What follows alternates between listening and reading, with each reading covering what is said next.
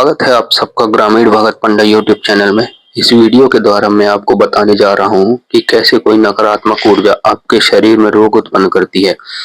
क्या वो रोग आपके शरीर में उत्पन्न होता है और कैसे नकारात्मक ऊर्जा के हटते ही वो रोग ठीक भी हो जाता है। इसलिए इस वीडियो को ध्यान से सुनिएगा, जिससे आपको इससे जुड़े सारे सवालों के जवाब आपको समझ में आ सके। देखिए, जब कोई भगत या तांत्रिक किसी व्यक्ति पर तंत्र क्रिया करता है तो वो नकारात्मक ऊर्जा, भूत प्रेत, जिन मशान आदि आपके सूक्ष्म शरीर को अपना निशाना बनाते हैं और आपके सूक्ष्म शरीर में ही रोग उत्पन्न करते हैं, जिसके कारण उसका प्रभाव आपके इस भौतिक शरीर में भी देखने को मिलता है।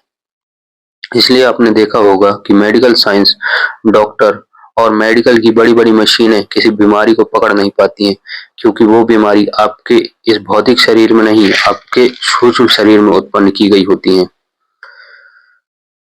मेडिकल साइंस केवल भौतिक शरीर को ही देख सकती है और चेक कर सकती है। ऐसी कोई मशीन ही नहीं बनी है जो व्यक्ति के सूक्ष्म शरीर को चेक कर सके।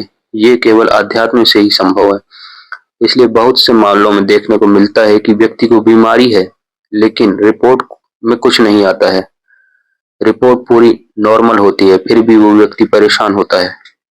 इन लक्षणों से आप भी समझ सकते हैं कि ये कोई मेडिकल प्रॉब्लम नहीं है, बल्कि किसी ने आपके ऊपर तंत्र क्रिया करी हुई है और आपको समय रहते किसी अच्छे भगत को दिखा लेना चाहिए। अधिकतर ऐसी चीजों को सबसे पहले आपके सपने में घटित की जाती हैं। जैसे किसी महिला का बार बार गर्भपात होता है तो उसे पहले सपने में दिखाई देता है कि उसका गर्भपात हो गया है, या सपने में उसे बच्चे दिखाई देते हैं, नदी दिखाई देती है या शमशान आदि दिखाई देते हैं। फिर अगले दिन उसका गर्भपात हो जाता है। तंत्र के क्षेत्र में सपनों का बहुत बड़ा महत्व होता है। कभी कभी आपने भी यह अनुभव किया होगा कि सपने में आपको कोई चीज दिखी और अगले दिन वो सत्य हो गई। ये सबसे सूक्ष्म शरीर के कारण होता है। जितनी भी प्रकार की ये सब क्रियाएं होती हैं, ये आपके सूक्ष्म शरीर पर ही अपना असर डालती हैं। हमारे ग्रामीण क्षेत्र में इसे छाया हल्की होना कहते हैं, कि इसकी परछाई हल्की है। ये कोई बड़ी परेशानी नहीं होती है। आप अपनी सेवा, पूजा पाठ, जप, हवन के द्वारा अपने सूक्ष्म शरीर को प्रबल बना सकते हैं। आपको अपने इष्ट देवी देवता पर पूर्ण विश्वास होना चाहिए। अब इसमें कई लोग कहते हैं कि जब तक हम किसी चीज को अनुभव नहीं कर पाएंगे, या हमें जब तक अनुभव नहीं होगा, तब तक हम कैसे विश्वास कर लें कि आप जो कह रहे हैं वो सही है। कैसे हम अपने इष्ट देवी देवता पर विश्वास होगा? कैसे हमें पता चलेगा कि हमारे इष्ट देवी देवता हम पर कृपा कर रहे हैं? जैसे आप जब तक आग में हाथ नहीं डालेंगे तब तक आपको यह अनुभव नहीं होगा कि जलन कैसी होती है। जब तक आप पानी में हाथ नहीं डालेंगे तो आपको कैसे अनुभव होगा कि भीगना क्या होता है। उसी प्रकार आप अपने इष्ट देवी देवता की सेवा, पूजा पाठ, मंत्र जप आदि नहीं करेंगे तो वो भी आपको कैसे अनुभव करवा पाएंगे। ये काम केवल भूत प्रेत करते हैं कि बिना बुलाए चौक चौराहे से लिपट कर आपको परेशान करने लगते हैं। देवी देवता बिना बुलाए कभी नहीं आते हैं। देवी देवता आपकी रक्षा करते रहेंगे, लेकिन आप उनको पहचान नहीं सकते कि कौन, कैसे और कहां, कब आपकी रक्षा कर रहा है।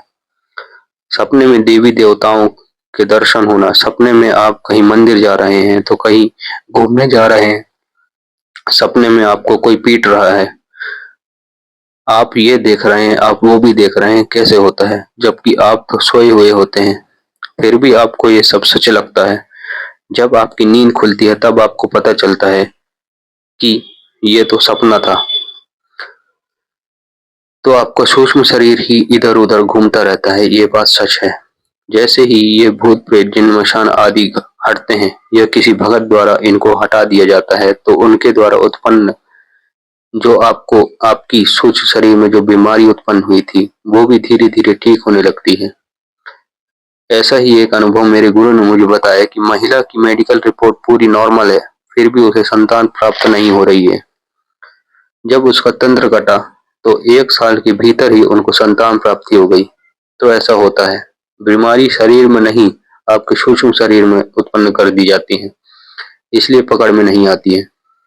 अगर आपको दवाइयों से फर्क नहीं मिलता है तो आपको दोनों चीजें, अध्यात्म और मेडिकल, दोनों के साथ इलाज करवाना चाहिए, दोनों को साथ लेकर चलना चाहिए, जिससे आपको किसी भी प्रकार की परेशानी से आसानी से छुटकारा मिल सकता है।